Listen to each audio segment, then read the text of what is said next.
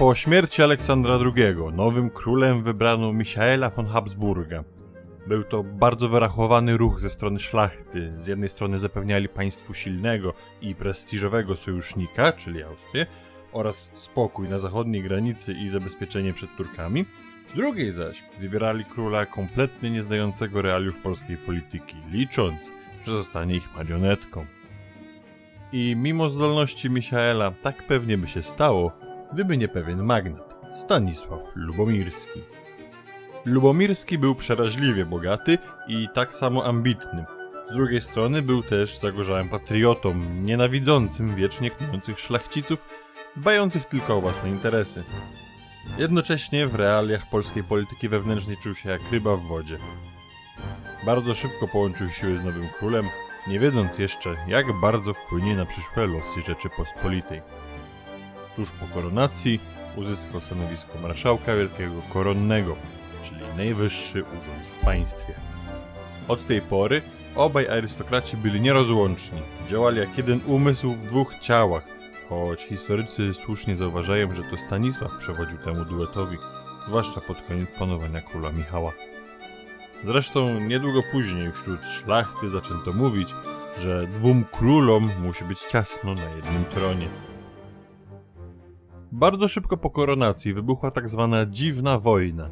Rzeczpospolita ruszyła na wojnę z księstwem riazańskim, niedużym i słabym krajem powiązanym dynastycznie z Wielkim Księstwem Jarosławskim oraz Królestwem Gruzji.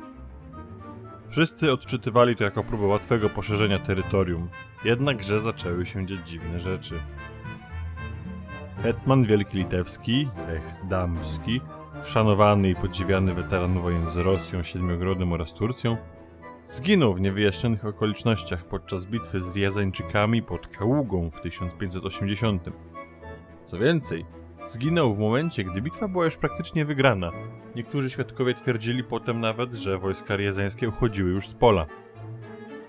Dla nikogo nie było tajemnicą, że Damski był wielkim przeciwnikiem koronacji von Habsburga, a jako szanowany i bogaty arystokrata odznaczał się sporymi wpływami.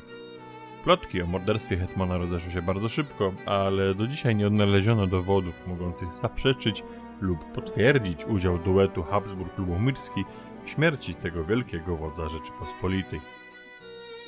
Jeszcze dziwniejsze okoliczności towarzyszyły śmierci hetmana wielkiego koronnego Eugeniusza Wielopolskiego niecały rok później. Bohater wojny z Turcją miał rzekomo spaść z konia i złamać sobie kark podczas ćwiczeń w obozie na Podolszczyźnie, ponad 1000 km od linii frontu. Wielopolski, podobnie jak Damski, należał do obozu przeciwników Habsburga. On także dysponował bogactwem i wpływami, a wojsko go uwielbiało. Po jego śmierci znaleziono listy sugerujące rzekomo zamiar zwołania konfederacji przeciwko Michałowi, jednakże kilka lat później te dowody zniknęły w, a jakże, tajemniczych okolicznościach. W takiej sytuacji hetmanem wielkim koronnym został Jan Olbracht Krasiński. Przypadkiem zwolennik króla, hetmanem polnym został zaś Oskar Walewski, kolejny poplecznik Habsburga, a ponadto prywatnie siostrzeniec Stanisława. Obaj dowódcy nie mieli problemów z szybkim dokończeniem wojny, jednakże jakie było zdziwienie wszystkich, gdy w traktacie pokojowym oddano Riazaniowi Kursk. Ten ruch wydaje się nie mieć sensu, dopóki nie sprawdzi się, kto na tym stracił najwięcej. Otóż Kursk i okoliczne ziemie były głównym źródłem dochodów Mikołaja Zebrzydowskiego.